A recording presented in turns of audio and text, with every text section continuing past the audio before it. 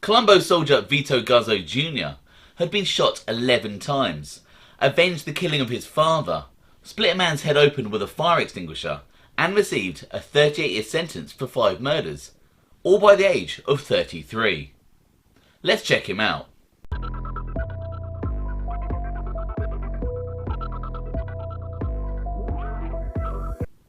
Welcome to OC Shorts, bringing you detailed historical snapshots of the American Mafia and other organised crime. Feel free to subscribe if you like that sort of thing. Today we're going to take a quick look at the violent life and crimes of Colombo soldier Vito Guzzo Jr.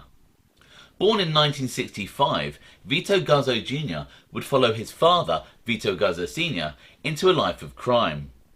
His half-brother Anthony Guzzo would go on to become a made member in the Lucchese crime family. Guzzo Jr. attended Christ the King High School in Middle Village, Queens, but the lure of the street was too strong. He grew up among mob heavyweights who he rubbed shoulders with at the Trophy Room, a Colombo family club in Queens. His father, Vito Guzzo Sr., was a long-time associate with the Colombo crime family. He would eventually become a made man in the late 1970s, after his release from prison in 1977, having received a sentence for extortion in the fall of 1973. In 1987, Vito Guzzo Sr. went on a hunting trip upstate with several mobsters, including Vincent "Vinny" Ricciardo. But he disappeared, and he never returned. The angry Guzzo Jr. vowed revenge, but his vengeance was kept in check when he was taken under the wing of Dennis Guzzardo. Guzzardo was an associate at the time in his mid-40s, but managed to control the 22-year-old Vito. Guzzardo was eventually inducted into the Colombo family in May 1991. 1991 was the same year that Guzzo Jr. was shot 5 times whilst in his car outside his Middle Village home.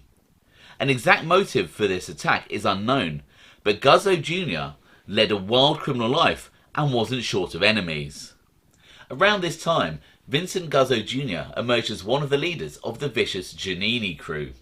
Named after Cafe Giannini in Ridgewood, the crew's hangout. Cafe Giannini was owned by Zip Bonanno mobster Baldo Amato, famous for deliberately neglecting his bodyguard duties when Carmine Galante was killed. Some reports suggest that Amato acted as a mentor and leader for these young gangsters, who were happy to do work for the Colombo, Bonanno and Gambino families.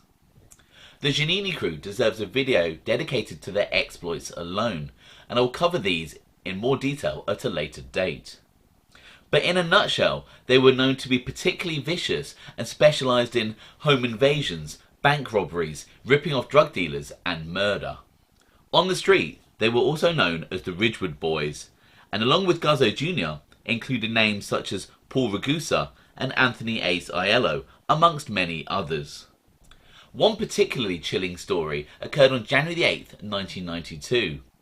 Guzzo had lured John "Johnny Boy" Ruisi and Stevie Love Pagnosi to a meeting at the Crew Social Club in Queens.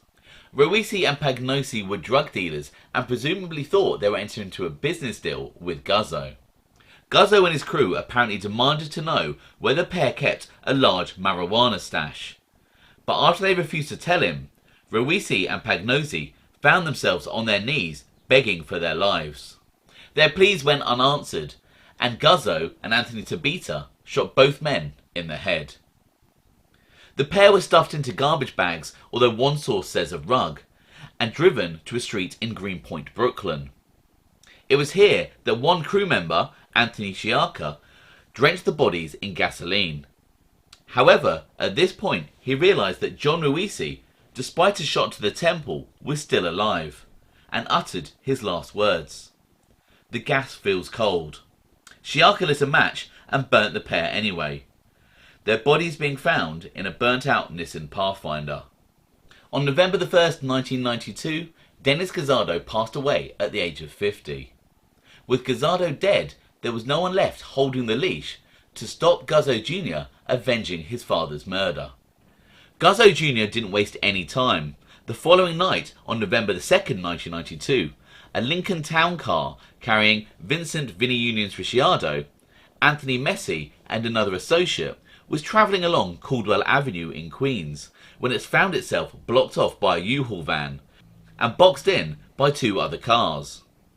Several gunmen emerged from the van in Halloween masks and blasted the Lincoln with multiple shots from pistols and a shotgun. Anthony Messi was killed and Ricciardo and the other man wounded. Vincent Vinny Unions Ricciardo was a made man, having allegedly been inducted into the family in the same ceremony as Dennis Gazzardo the previous year. And yet, there was no immediate comeback on Vito Guzzo Jr. or his two alleged accomplices, Anthony Tabita and Joe Kane. Interestingly, it was later found out that Dennis Gazzardo, a man who's often described as a father figure to Vito Guzzo Jr., was actually a long-time informant for the FBI. Following the shooting of Ricciardo, Guzzo continued his violent ways with the Giannini crew, who were described in the New York Times as a violent gang of young men, a scourge of Western Queens, who robbed banks and businesses, committed arson and extortion, and murdered other gangsters in disputes and double crosses.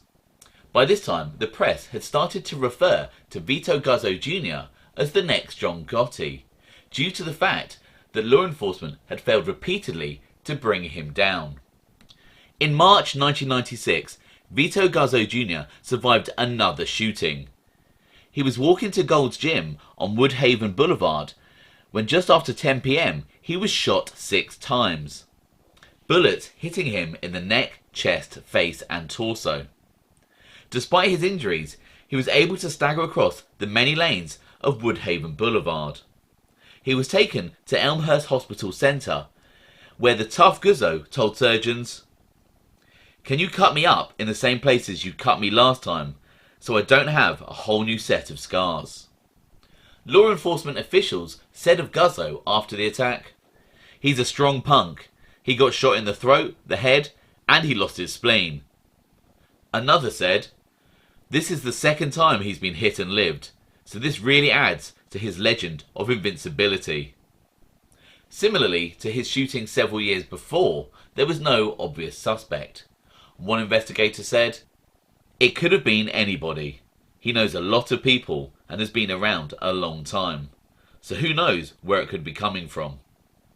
Being shot 6 times didn't slow Guzzo down, and after he recovered, he went on to shoot and kill low-level car thief John Borello on October the 9th, 1996.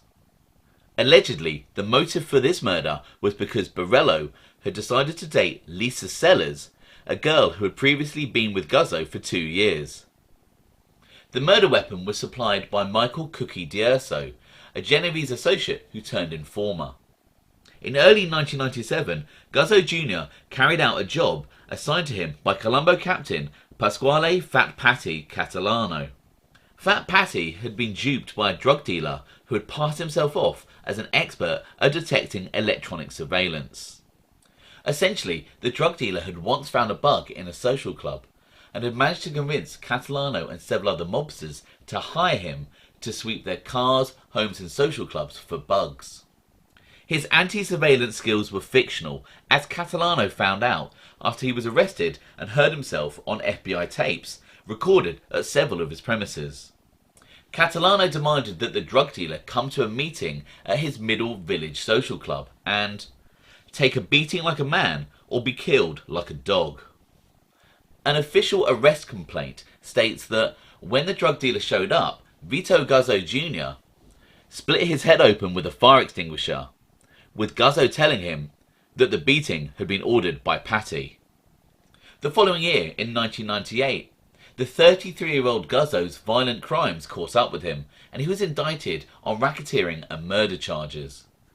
Somewhat amazingly, Guzzo managed a plea deal and received 38 years after admitting to 5 murders and other charges including arson and racketeering. The New York Times reported, as Judge Johnson asked Mr. Guzzo to describe his crime, the defendant, reading from a piece of paper, responded in the matter-of-fact tones of a waiter reciting the offerings at a cafe.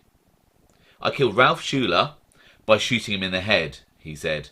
"I killed Anthony Messi by shooting him. I shot John Borello."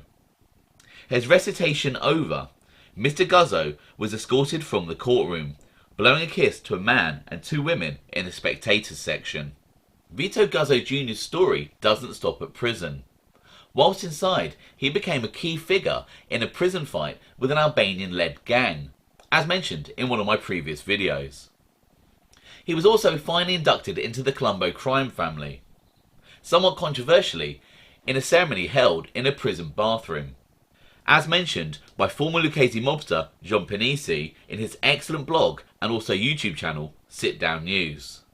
Vito Guzzo Jr. will be eligible for release in 2030 at the age of 65.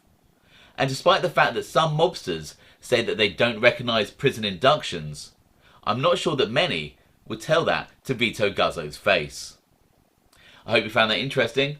Thanks for watching.